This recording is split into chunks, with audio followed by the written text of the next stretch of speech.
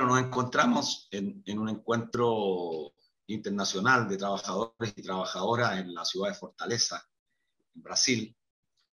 Más de 600 delegados venidos de toda la región, de todo el continente americano, debatiendo aspectos sustantivos que cruzan las grandes demandas del movimiento obrero, del movimiento sindical. ¿Cuál es la gran problemática que enfrentan hoy día los y las trabajadoras del mundo? Es la fuerte transformación de las relaciones sociales al interior de las grandes compañías, al interior de las empresas. Quienes lo están padeciendo de manera más rigurosa, bastante trágicas para el mundo del trabajo, son sin ninguna duda los sectores de servicios, comercio, seguro, sistema financiero, la gente de la salud, en fin, todos aquellos sectores donde la incursión y la inversión tecnológica ha destruido puestos de trabajo de manera considerable, pero no solamente ha destruido empleo, sino que además ha intensificado el trabajo, consecuencias que son absolutamente dañinas para la salud, especialmente la salud mental de los trabajadores y trabajadoras. Esa es la constatación que estamos haciendo.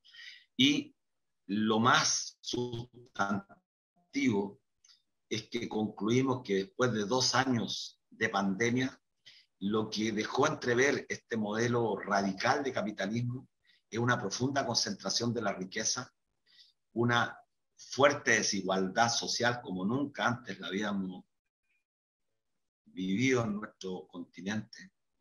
Y ese es un desafío, diría yo, para restituir derechos. Sin derechos sociales, sin justicia social, lo hemos dicho acá, no hay cohesión social. Sin justicia social no habrá paz social. La paz social no es más que una quimera en este mundo donde la desigualdad es absolutamente profunda. La democracia, la cautela de la democracia existe que haya igualdad social y eso implica acabar con la desigualdad y los gobiernos particularmente que se autodefinen progresistas, si no llevan adelante transformaciones importantes, los costos sociales se van a incrementar y se van a radicalizar. Bueno, estamos como todos los días viernes en un programa de debate social en la 102.5 FM de la Radio Universidad de Chile, la radio que piensa, en un programa de debate social como los viernes junto a nuestras queridas compañeras Ana Mungasay y Miriam Campuzano Quispe. ¿Cómo están, estimadas compañeras? Anita. Aquí estamos el equipo completo de esta vez. Sí. Y tú estás con un problema de garganta, has estado con mucha actividad en un encuentro sindical. Resfriado, sí. Sí, te ha afectado bastante. Pero se agradece que te hayas tomado este ratito para conversar nuevamente en este programa Debate Social. Sí, porque vamos a tener un invitado polémico como es Carlos Pérez Soto, el auditor de la Radio Universidad de Chile, quizás lo conocen, un polemista. Un filósofo, un pensador que le busca vamos a tener un debate, exacto, vamos a tener un debate con él bastante intenso que espero sea un aporte al debate de nuestro país. Así es, Luis, te saludamos a la distancia, nos enorgullece al mundo del trabajo que lleves la voz de los trabajadores, de las trabajadoras, desde Chile a la hermana patria de Brasil, y hemos estado atentos a lo que pasa allí. Sin duda, la unidad de la clase trabajadora a nivel regional es importantísimo en estos tiempos que nos lleva mucha ventaja a aquellos opresores o explotadores del ecosistema, de los grandes empresarios, de esta precariedad laboral que tiene sumergida a Sudamérica en una precariedad total.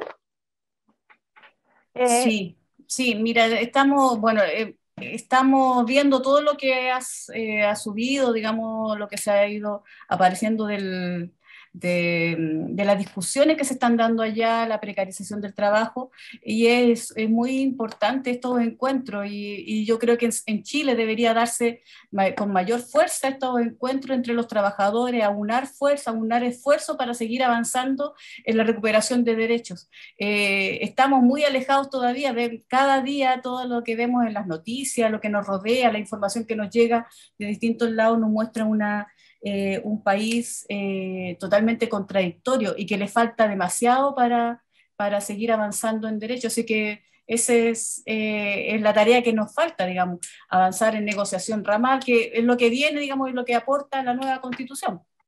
Que son y esos seguir aspectos. luchando por seguridad social y por no más AFP. Así es, así es.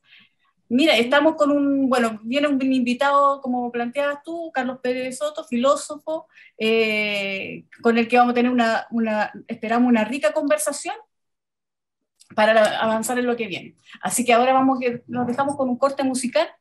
Miriam, ¿tú querías decir algo? Nos vemos en la segunda parte del corte comercial. Ahí seguimos conversando. Ya pues, nos vemos. Estamos de vuelta en nuestro programa Debate Social, como cada viernes a las 4 de la tarde. Bueno, les recordamos a todos nuestros auditores que pueden volver a vernos y escucharnos en nuestro fanpage @canal.social. Hoy estamos con Carlos Pérez Soto, quien es profesor de física, además un abuelo orgulloso, abuelo de Gabriel y de Clarita, a quien le enviamos un saludo. Hoy queremos pedirle su visión panorámica de lo que está pasando en este Chile, de la contingencia de hoy, lo que vivimos en este preciso momento que es histórico. Profesor, estamos en medio de un proceso de la Convención Constitucional que ha finalizado su trabajo y que esto empezó el 25 de noviembre del 2020, que tuvo un triunfo aplastante en aquel entonces la opción apruebo. Hoy estamos a 4 días de que se entregue el resultado de ese año de trabajo en la Convención Constitucional y que será sometido a un plebiscito el 4 de septiembre. En un artículo anterior, usted dijo, en las ediciones Tinta Limón del 2020, dijo, hay que poner en la Constitución disposiciones expresas que apunten a la democratización del Estado, los plebiscitos vinculantes a todo nivel, la revocatoria del mandato, la iniciativa popular de ley, la descentralización en el gasto. Cuéntenos ahora, como usted ha visto el resultado, está más o menos empapado, ¿cuánto de esto quedó en la nueva Constitución y cuál es su visión general del periodo que ha transcurrido desde entonces en este proceso que ha vivido Chile? En primer lugar, yo quiero agradecer al programa, a Luis, a Miriam, a Anita, que tienen siempre la confianza en que puedo decir cosas con sentido. Decir que esta línea del currículum de que soy abuelo de Gabriel y de Clarita es muy importante porque Clarita va a ser presidenta de la República de aquí a unos 20 o 30 años más y estamos haciendo ya la campaña. Actualmente tiene 5 años, pero bueno. Yo creo que este proceso de la convención constitucional es un proceso milagroso que le debemos a la divina providencia y probablemente al tío de Lucía Iriart, que está siendo canonizado en proceso de canonización para santo. No sé si saben ustedes que hay un tío de Lucía Iriart que está en proceso de canonización para ser santo. Miguel Kast también. Y entonces probablemente la derecha le está rezando a Miguel Kast, que está en proceso de canonización, por el milagro que ha ocurrido. Un milagro de administración, de domesticación, en que se ha logrado, como digo, de manera milagrosa, que sacar una constitución peor que la anterior, pero hacer sentir incluso a los sectores más radicales de la convención que han obtenido un enorme triunfo histórico. Es decir, tenemos de nuevo el efecto del arco iris del 89, ¿no? Que todos, ¿no es cierto?, aplaudieron, yo no aplaudí, pero todos aplaudieron, ¿no? Acaba de llegar la democracia, ahora es la libertad, llegó el arco iris y lo que nos estaban vendiendo del modelo neoliberal. La constitución que se aprobó y que seguramente va a ser aprobada en el plebiscito de salida, consagra a nivel constitucional prácticas del neoliberalismo que hasta el momento solo se daban a nivel reglamentario, ¿no? Consagra a nivel constitucional las concesiones en educación y en salud, consagra a nivel constitucional las concesiones mineras, ¿no? Consagra la existencia y ahora con responsabilidad estatal del sistema privado de AFP, ¿no? En que la Constitución quedó redactada de tal manera que las AFP van a poder pedirle ayuda al Estado porque se supone que el Estado es responsable del sistema de pensiones. ¿Sí? Ahora el derecho, ¿no es cierto?, de las subvenciones educacionales, que era reglamentario, ahora se va a poder reclamar con respaldo en la Constitución. Consagra la autonomía del Banco Central, consagra los tratados de libre comercio a nivel constitucional. Es decir, no quedamos peor. No, lo que ocurrió es que se elevó a rango constitucional lo que hay. Y por otro lado, los derechos sociales fueron redactados de una manera vaga, de una manera que no los hace reclamables, incluso los derechos, ¿no es cierto?, de los pueblos originarios o de las mujeres, que es la parte, ¿no es cierto?, más celebrada de la Constitución, están redactados de tal manera que en rigor no son reclamables, sino que quedan entregados a leyes. Y por último, después podemos conversar más en detalle cada uno de estos puntos, pero por último digamos que está la guinda de la torta, ¿no es cierto? El alcanfor del milagro es que se han dado a sí mismos 4 años para reformar lo que quieran de la Constitución, incluso bajándose el quórum, ¿no es cierto?, constitucional necesario para que este Parlamento, elegido con la Constitución anterior, modifique la Constitución nueva. Muchos teóricos, ¿no es cierto?, abogados constitucionalistas han hecho ver que no hay ningún proceso constitucional en el mundo donde la Constitución quede supeditada, primero, al Parlamento anterior y segundo, a un régimen de 4 años en que puede ser prácticamente alterada incluso en los sustantivos. En las aperturas a las que tú te referías, ¿no es cierto?, de la posibilidad de revocar leyes, quedaron todas sometidas a la aprobación del Parlamento. Entonces existen como derechos nominales, pero depende de la mayoría parlamentaria si da curso. Por ejemplo, no hay materias obligatorias de plebiscito, no las hay. No las hay, a pesar de que aparentemente hay que hacer un referéndum para tal y tal cosa. El referéndum queda sometido, ¿no es cierto?, a que el Parlamento decida que lo que se va a votar como reforma es realmente sustantivo en la Constitución o no. Es decir, alegrémonos, el arco iris llegó de nuevo. Es bastante, bueno, un gusto saludarte antes que nada, profesor. Hola. Sí, y, o sea, la visión es un poco, o sea, en un ambiente en que estamos, digamos, se terminó este proceso constituyente, igual se ve un poco pesimista tu visión, digamos, porque ahora, ¿qué va? ¿Qué hay? Porque nosotros coincidimos, hemos en otras programas hemos conversado, incluso la semana pasada, la politóloga Camila Vergara decía que a ella le parecía que de no existir este espacio para que está en la ley, o sea, que está en la nueva constitución, de las iniciativas populares de ley para cambiar, para modificar, ella también lo vería con mucha mayor crítica. Pero sí, a mí por lo menos me da la impresión de que la idea es que igual es un pequeño avance, ¿o no es así?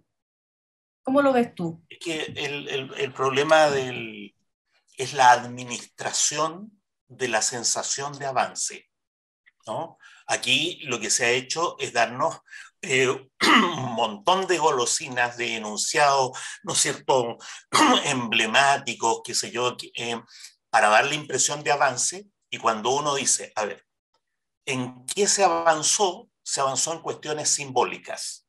¿En qué quedó igual o peor, ¿no?, en todas las cuestiones materiales?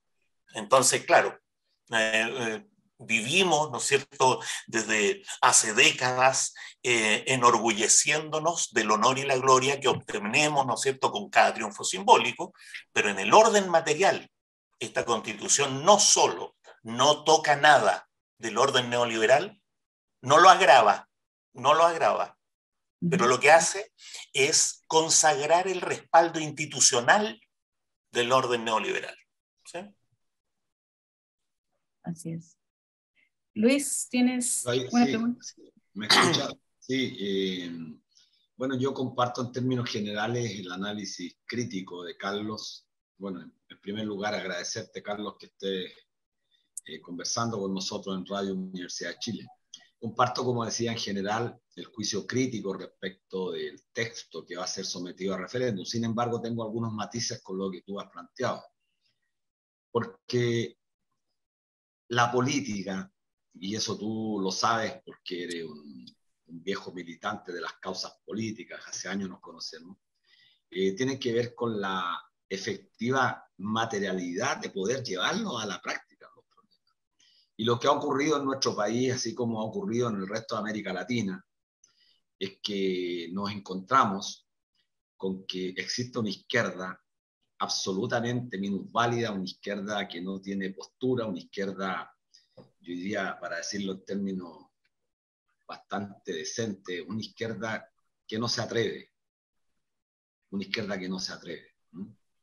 Una izquierda que es incapaz de sostener con algún grado de consistencia ciertas aspiraciones transformadoras del campo capitalista, ¿no? Y parece que esto que estoy diciendo suena a pretérito. Lamentablemente suena pretérito porque la izquierda en este país ha ido cercenando el vocabulario nuestro. Entonces, cuesta que hablen de trabajadores. Cuesta que hablen de trabajadores. Eso no es casual. Eso se responde o se corresponde con una estrategia posmodernista de hacernos creer que el sujeto fundamental de desarrollo, el sujeto fundamental de derecho en la sociedad capitalista dejó de ser ya, o el trabajador y la trabajadora ya son uno más que otros. Con lo cual vacían de contenido la lucha del movimiento obrero primero, el movimiento de los trabajadores, y del movimiento popular en segundo lugar. Dicho eso, ¿por qué digo que tengo algunos matices? Porque yo creo que es lo que podíamos hacer. Me recuerdo muy bien contigo cuando estuvimos en la Victoria, hace ya harto tiempo, un año atrás, después del estallido, y me recuerdo muy bien de una frase tuya cuando dijimos ahí entre los, estaba Polo Lillo, que murió, que falleció, el de la radio La Señal 3. Yo dije, bueno, Chile despertó, y tú me dijiste, pero despertó de verdad. Y me llamó la atención, tuvo muy buena esa reflexión tan típica tuya. ¿Despertó de verdad? O se dio vuelta en la cama, porque en realidad ese despertar fue más que eso, quizá un bostezo como intentando despertar, pero en realidad lo que ocurrió es que el poder sintió la amenaza, pero no tuvimos la capacidad de transformar. Dicho eso, el matiz ¿cuál es? Es que creo que esto es lo mejor que se podía tener en el contexto de lo que hay. No hay más. Entonces, ciertamente lo que tú dices en materia de derechos fundamentales, ahora lo que queda nuevamente es que el movimiento obrero, el movimiento sindical, el movimiento de los trabajadores, en primer lugar, son los que tienen que tomar la bandera de luchar. Si no luchan los trabajadores, en Chile no va a cambiar absolutamente nada. Mira, yo estoy de acuerdo con tu matiz, Luis. Yo diría que el problema profundo tiene que ver con que la izquierda no logra entender hasta el día de hoy en qué consiste la profundización neoliberal.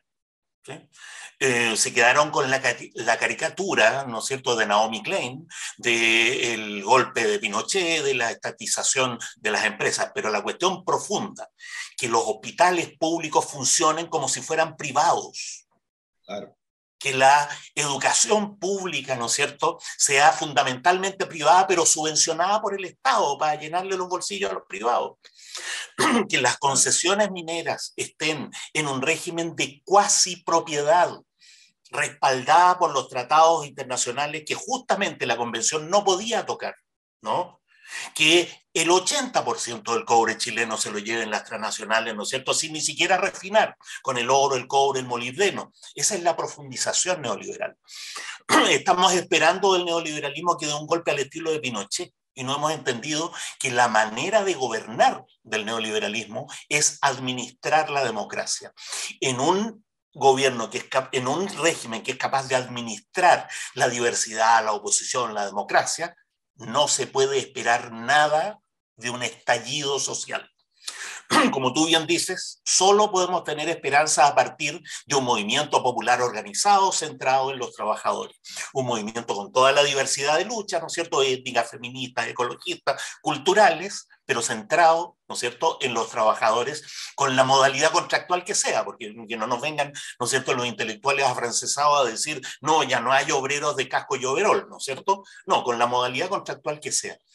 Es tal la ignorancia de la izquierda sobre el carácter profundo del neoliberalismo, que hasta el día de hoy presentan como un éxito la gratuidad de la educación, que le ha llenado los bolsillos a las universidades privadas, que han endeudado el Estado, ¿no es cierto?, con el resultado de que vamos a tener que hacer deuda externa para poderle pagar, ¿no es cierto?, para que el Estado pague, ¿no?, lo que se comprometió con la gratuidad de la educación. Es decir, el mecanismo neoliberal de la gratuidad, ¿no?, es administrar la demanda estudiantil, convertirla en una ganancia, ¿no es cierto?, para los bancos, porque los bancos no administran, pero siguen recibiendo, ¿no es cierto?, el pago, y sobre todo las universidades privadas. No, esta es una izquierda que se sentiría feliz si se creara una AFP estatal, y que en algún momento incluso lo propuso, y hasta tuvo su presidente virtual, ¿no es cierto?, que hoy día se suma, ¿no es cierto?, al movimiento No Más AFP, pero si uno rascara un poquito, ¿no es cierto?, quién es Manuel Riesco, se daría cuenta que estuvo a punto de ser presidente de una AFP cuya diferencia era que era del Estado, es decir, el Estado, ¿no? La nueva Constitución consagra y profundiza la administración neoliberal del aparato del Estado, porque eleva a principio constitucional la práctica de que los organismos estatales pueden crear empresas autónomas. Eso es un verdadero escándalo, porque ahora, ¿no es cierto?, no solo los hospitales van a poder llamar a licitación sus propios servicios, digamos, llamamos a una licitación para hacer operaciones de apendicitis, sino que incluso va a poder crear empresas relacionadas al hospital privadas, con régimen privado, ¿no?, tal como lo hacen ya. Eso, por eso digo que no es algo nuevo, lo que pasa es que se le dio rango constitucional a una práctica monstruosa, como que las universidades públicas se hayan transformado en un centro de negocio para los profesores que tienen jornada completa, ¿no es cierto?, y que a través de los doctorados, los diplomados, los magísteres, se hacen su propio, ¿no es cierto?, sueldo, como si fueran privados, usando el logo de la universidad. Ahora, en la Constitución quedó consagrado lo que estaban pidiendo los municipios, que los municipios puedan crear empresas, ¿no es cierto?, autónomas, ¿no? Entonces, eso es un verdadero escándalo. Ahora, yo tengo la pésima experiencia, ¿no es cierto?, de el 89, ¿no?, haber salido a marchar al revés en la calle. Cuando todo el mundo decía ya cayó, y hubo una marcha, yo siempre cuento esto, ¿no?, hubo una marcha desde la Plaza Italia hacia La Moneda. Yo fui a La Moneda y empecé a marchar al revés, ¿no? Y entonces todos se reían y me decían, profe, la marcha es para el otro lado. No. Esta marcha es el símbolo más profundo de la derrota del movimiento popular frente a la continuidad neoliberal. Lo dije el 89, hoy día no es ninguna novedad, ¿no? Bueno, claro. También, como tú bien te acuerdas, el 20 de octubre, al día siguiente, yo dije, de aquí no puede pasar nada. Por supuesto, había compañeros que decían, estamos en situación prerevolucionaria. Bueno, este es el resultado de la situación prerevolucionaria. Sí, hay una sensación rara en realidad dentro de todo este ambiente donde hay un sector que está muy feliz, eufórico por el resultado de la nueva Constitución, ¿ya? Los que hemos estado un poco más de cerca presionando para que la cosa se fuese un poquito más profunda, sabemos que no fue tanto. Pero igual, o sea, como dentro del movimiento social, sabemos que igual hay que seguir avanzando. O sea, finalmente lo simbólico, un poco lo planteabas al comienzo, estamos rodeados de acciones simbólicas que no van mucho, no aportan mucho, no van a ningún lado, digamos. Entonces, tuvimos la posibilidad a partir del 2019 de octubre, la izquierda perdió. O sea, la izquierda totalmente segmentada, chica, reducida, con muchos problemas. digamos, Lo vimos en la mesa social, ¿no? Que se desgranó, además de que, no sé, gente que tenía la representación de suya y de su familia, quería estar al mismo nivel de que alguien que tenía la representación de cientos de miles de trabajadores, por ejemplo. Bueno, Y y los eso, partidos políticos que estaban presentes de izquierda, tirando la cosa claro, para atrás. además, además de que los partidos políticos en ese periodo no existieron, no estaban, no No, pero hubo... el colegio de profesores, la ANEF, que estaban manejadas por partidos de Claro. izquierda, tiraron para atrás en esa mesa social, ¿no? Bueno. Mira, bueno, hay distintas visiones del asunto, pero lo que yo quiero ver, o sea, un poco mi visión de ese periodo es que tampoco había la posibilidad de avanzar mucho más y que casi, o sea, lo que resultó de todo ese proceso fue el acuerdo Pero eso que se dio. es un juicio hecho desde ahora, po. Es un Claro, juicio hecho desde siempre, ahora. Cuando siempre uno constata la derrota, uno dice, bueno, no se podía más, pero es tautológico, porque obvio que no se podía más, ya lo sabemos. El problema, y todos los que estamos aquí en los cuatro, ¿no es cierto?, estuvimos presionando para que hubiera más, ¿sí?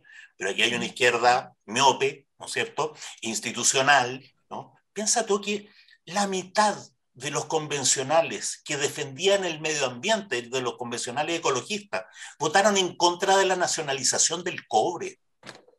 Y se suponía que eran los convencionales, ¿no es cierto?, más radicales, ¿no?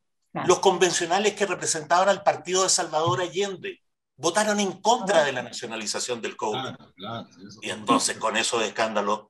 Impresentable. Pero, Carlos, una pregunta. ¿Tú qué vas a votar?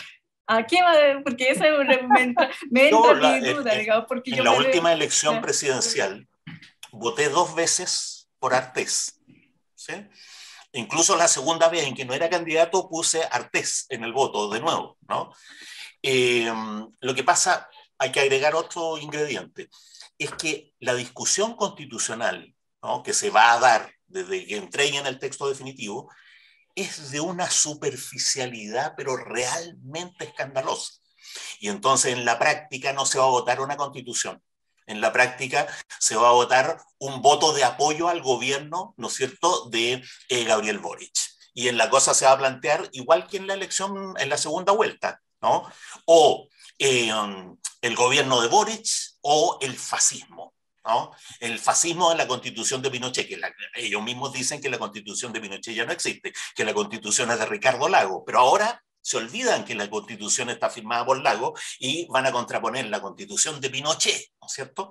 Y entonces de nuevo nos van a meter, ¿no es cierto?, el dedo en la boca con la dicotomía, ¿no? O usted da un paso adelante o le está haciendo el juego, ¿no es cierto?, a Kast, ¿no es cierto?, al Partido Republicano. En esos términos, lo que yo diría, lo que yo recomendaría, ¿no? Todos los que quieran apoyar el gobierno de Boric, voten a prueba. Voten a prueba, porque esto es un voto de confianza, ¿no? Si esta fórmula constitucional es rechazada, ¿no?, la constitución la va a hacer el Parlamento y va a aprobar algo, ¿no?, probablemente muy parecido a lo que salió, ¿no?, con todos los adornos, ¿no es cierto?, simbólicos de los que nos sentimos orgullosos. Yo creo que los que sinceramente quieran apoyar al gobierno de Boris tienen que aprobar. Como yo no estoy en esa posición, entonces voy a volver a votar por Artés.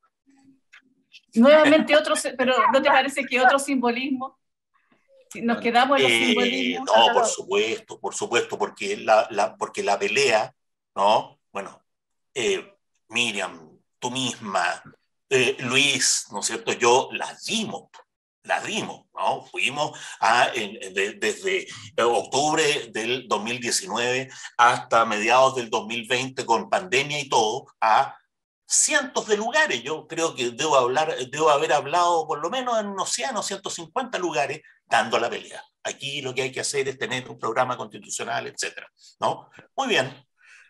Lo que yo creo es que el arco iris que cae ominosamente sobre los chilenos ahora no va a durar 30 años.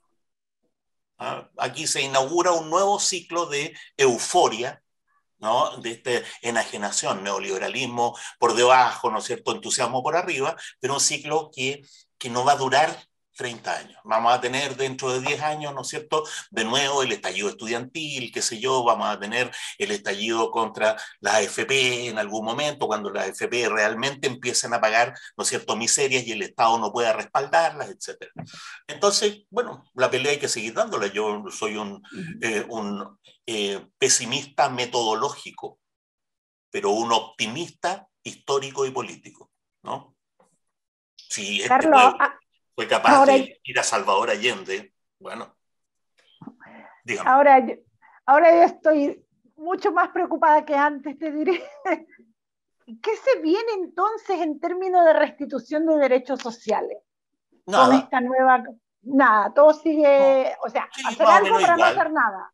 Claro, lo que es esperable son las políticas populistas, ¿no?, contracíclicas, como hay una crisis económica, entonces está dentro de la lógica neoliberal está lo que se llama la política contracíclica, de dar subvenciones, de dar empleos estatales, ¿no es cierto?, de dar bonos y asignaciones. Eso es lo que se ve.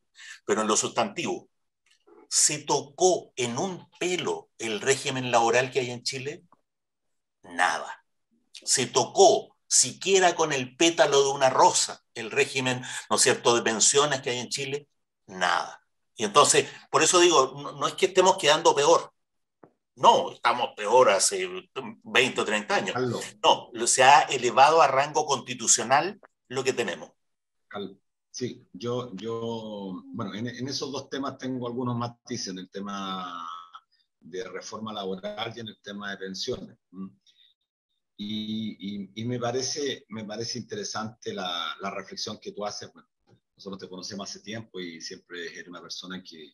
¿Por qué te invitamos? Porque siempre colocas temas que hacen pensar, y lo que Chile necesita es que justamente haya una determinada provocación para que la ciudadanía se sienta interpelada a pensar. Porque sin pensar no puede haber reflexión, no puede haber... A ver, pero en el régimen laboral, ¿cuál es el matiz que tú pondrías? Ahora voy a lo concreto. En el régimen laboral se hizo una modificación que no deja de ser importante e interesante, porque se abre la posibilidad de que la negociación colectiva deje de estar limitada a los ámbitos de la empresa, que era el gran principio o contraprincipio que incorporó el año 79 en el plan laboral José Piñera Echenique. Pero Luis, ¿quiénes negocian colectivamente en Chile? ¿Qué proporción de los trabajadores está sindicalizado y puede negociar? Ese otro problema, Carlos, porque si aunque hubiésemos dejado la norma expresa en la Constitución de la forma más progresista, ya que gusta tanto esta palabra, el sindicalismo atraviesa una crisis brutal, y la posibilidad de que exista, se elimine la restricción a transitar por esa dirección, va a obligar a que los sindicatos tengan que unificarse, o si no los trabajadores van a tener que pasarle por encima. Y si los trabajadores no le pasan por encima a las burocracias sindicales, bueno, tendremos que esperar, porque ya no depende entonces de la norma, de la ley. Va a depender única y exclusivamente desde el mundo del trabajo que sea capaz de avanzar en esa dirección. Pero mira, imagina a Correa, a Correa el lobista, ¿cómo se llama? Sí, Enrique Correa. Enrique Correa. Van urgentemente corriendo, ¿no es cierto?, a decirle a Enrique Correa, oye, está a punto de aprobarse en la Constitución que va a haber negociación colectiva más allá de la empresa. ¿Cuál crees tú qué es lo que Enrique Correa diría como consejo? Primera pregunta, ¿cuántos trabajadores sindicalizados hay? ¿Cómo están resultando las negociaciones colectivas? ¿Qué pasaría, ¿no es cierto?, si se ampliara más allá de la empresa? No pasaría tanto. Entonces dale eso. Es que eso es válido, eso, porque lo sustantivo no es eso. Lo sustantivo es la nacionalización del cobre. Sí, entiendo, pero es que ese mismo razonamiento es válido tanto para este escenario como para que la norma siga restringiendo el ámbito o el espacio de la negociación colectiva. Es válido para ambos, con la diferencia que ahora el solo hecho de que exista la posibilidad de que la negociación salga de la empresa le plantea un desafío al sindicalismo, y ese es un avance, a mi juicio, relevante. Ese es un avance. El otro avance, a mi juicio, que es absolutamente limitado, ahora lo dije yo aquí en Brasil, lo dije ante más de 600 dirigentes sindicales de América Latina que están embobados muchas veces porque creen que Chile está gobernando el socialismo prácticamente. Son estas euforias que realmente surgen a las masas.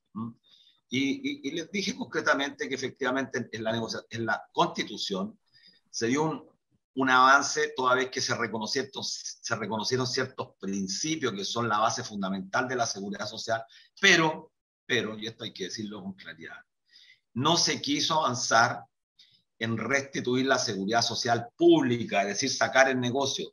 No se quiso establecer un sistema de contribuciones, de beneficios definidos de forma tal que la gente no tenga incerteza en nuestro país. Y eso es grave porque, hay que decirlo también, en gran parte los opositores fueron los socialistas y el Frente Amplio. Tenemos que decirlo claramente.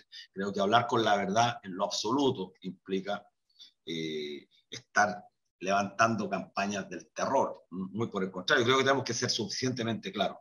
Nosotros, yo digo nosotros porque somos parte de un movimiento que teníamos cifradas mucho más expectativas, porque pensábamos, la seguridad social es una demanda que cruza transversalmente a toda la sociedad. Creo que es la demanda más sentida, no más FP.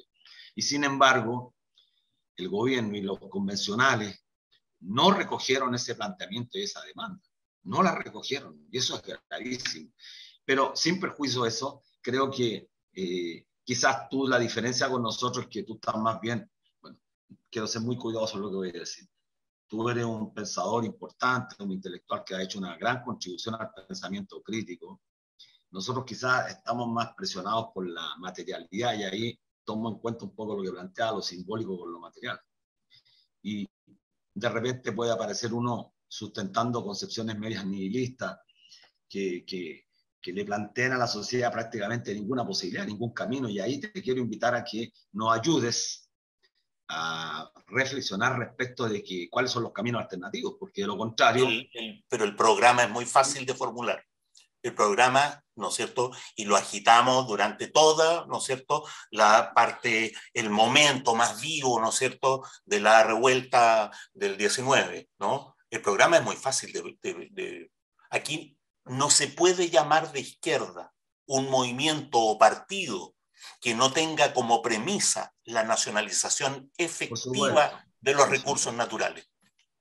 No se puede llamar de izquierda, ¿no?, de manera un movimiento o partido que no aspire a terminar con los sistemas de subvenciones en educación, en salud, ¿no es cierto? Y también en previsión, porque las AFP se mantienen con las subvenciones, ¿no es cierto?, que el Estado da a través del pilar solidario.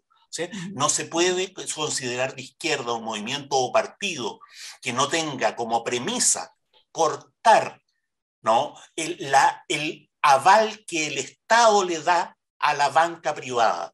Es decir, esto de que cada vez que hay crisis financiera, ¿no es cierto?, el Banco Central sale a apoyar a la banca privada en vez de apoyar, ¿no es cierto?, a los deudores o a apoyar a la gente directamente. Entonces, si estábamos peleando por eso, la conclusión es que tenemos que seguir peleando por eso. Esa es la columna vertebral, ¿no?, de un planteo de izquierda.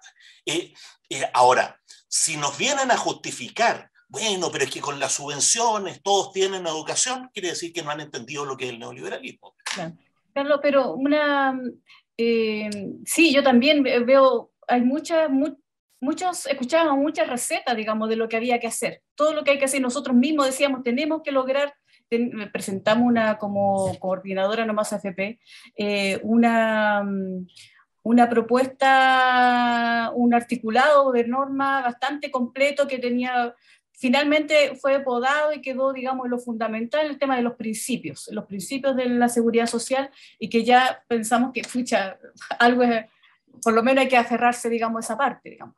Pero el tema está en cómo, si teníamos la fuerza para presionar o no, porque hemos visto desde el comienzo que la derecha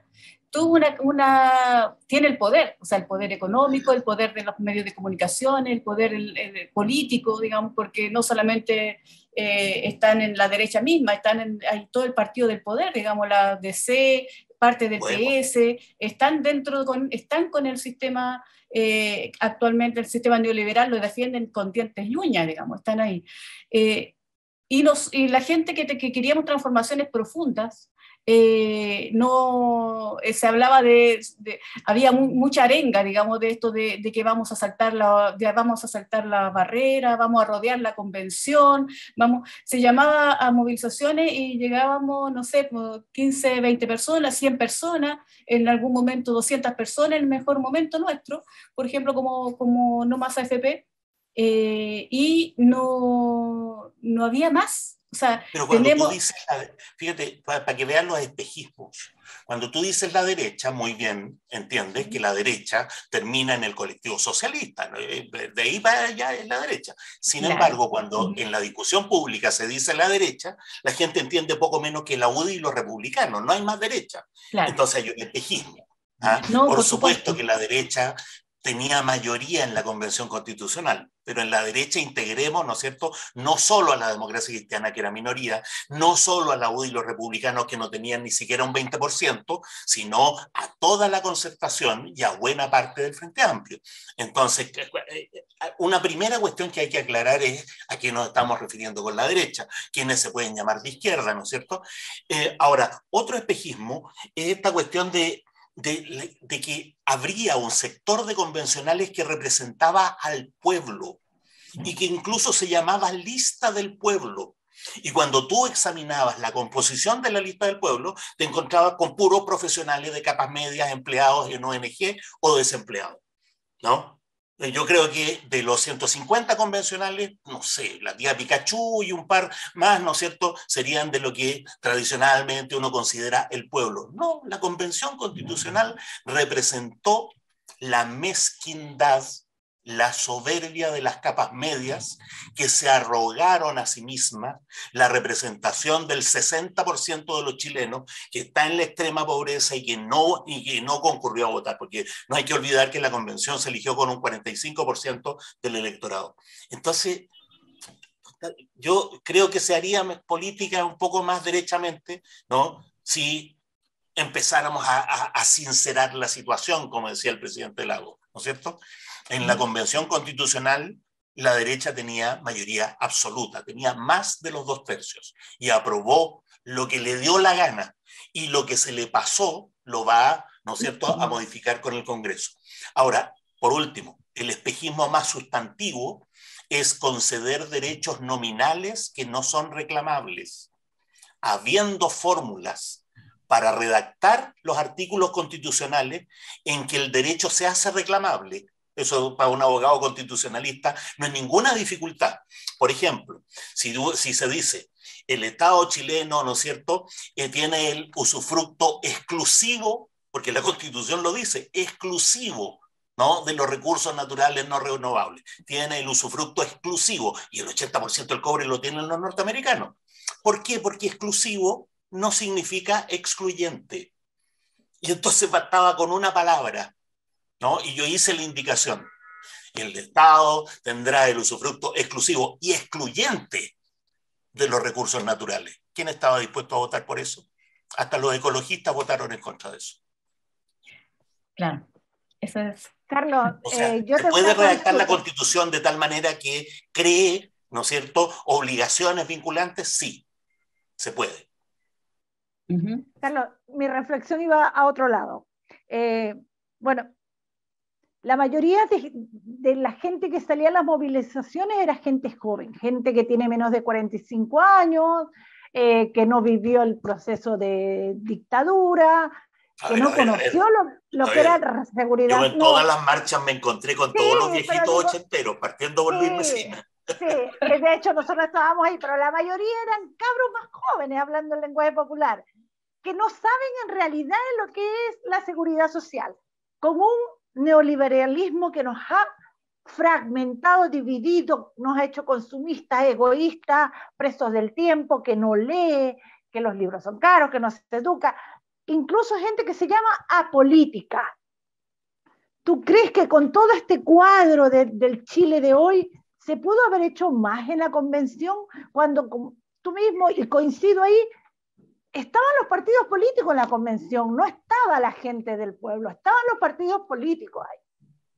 ¿Se pudo hacer algo más con todo eso? Pero es que esa es la tarea clásica de la izquierda desde hace 200 años.